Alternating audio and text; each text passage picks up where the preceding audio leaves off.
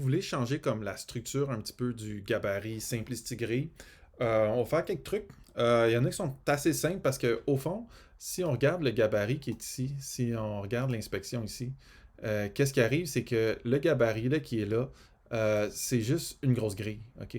Toute la page ici, le wrapper, c'est une grille au complet.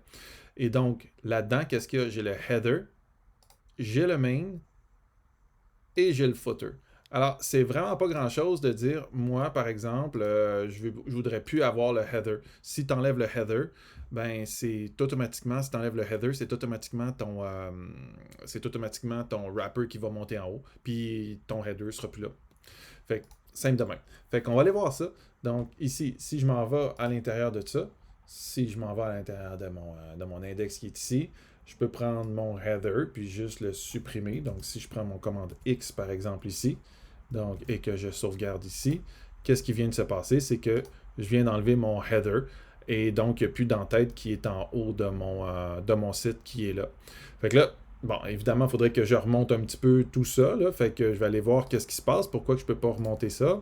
Donc, pourquoi que ça ne remonte pas? Alors, on a premièrement, mon H1 qui a un margin top de 80 pixels. Fait que peut-être que je pourrais aller travailler là-dessus ici. Peut-être même que, tu sais quoi, si je le fais de cette manière-là, est-ce que je veux vraiment un H1? Est-ce que je veux un H1 là? Ben, ouais, quand même. Peut-être j'en veux un. Mais peut-être je vais le lever sur le côté aussi. On va l'enlever. On va l'enlever. C'est quoi? On va l'enlever ici. On va enlever mon H1 qui est là, tout simplement. C'est à vous autres après ça de personnaliser le truc, là, tu sais. Puis bon, fait que là, je m'en viens avec mon en-tête qui est en haut, puis je me retrouve avec ce type de site web là ici. Si je tombe en mode mobile, ben c'est sûr que j'ai pas mon menu, puis je tombe à deux colonnes. On va continuer d'aller personnaliser un petit peu on va poursuivre dans notre quête ici, si je veux venir personnaliser puis avoir une autre structure de mise en page. Donc, ici, je vais aller voir pourquoi est-ce que j'ai encore tout un espace qui est ici. Donc, c'est probablement ici ma grille d'image qui est là. Je vais aller inspecter mon élément qui est là. Et là, qu'est-ce que je me retrouve ici?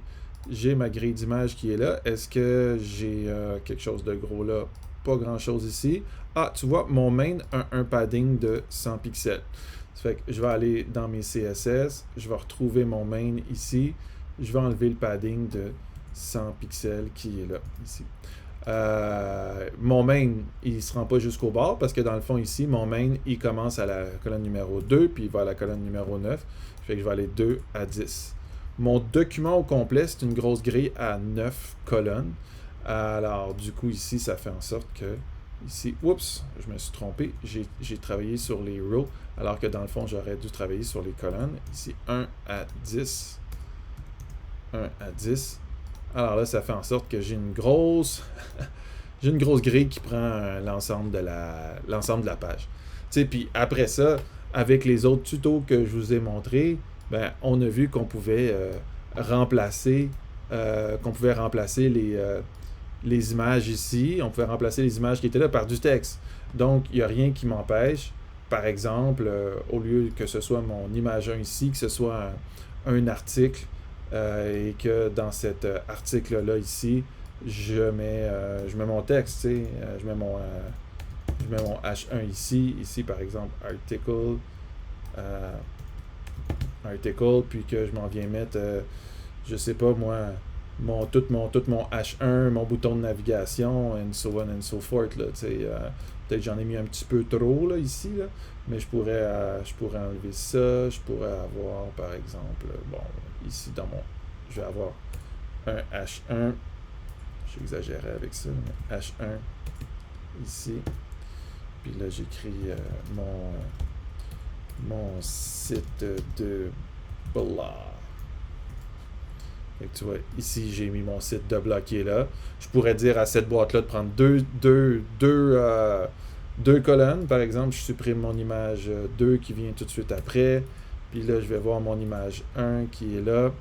IM1, puis je lui dis, va pas de 1 à 4, mais va plutôt de 1 à 7. Boum! Elle prend de 1 à 7. Puis après ça, il faut que je m'assure que mon image 2 ici vient pas enchevêtrer comme ça.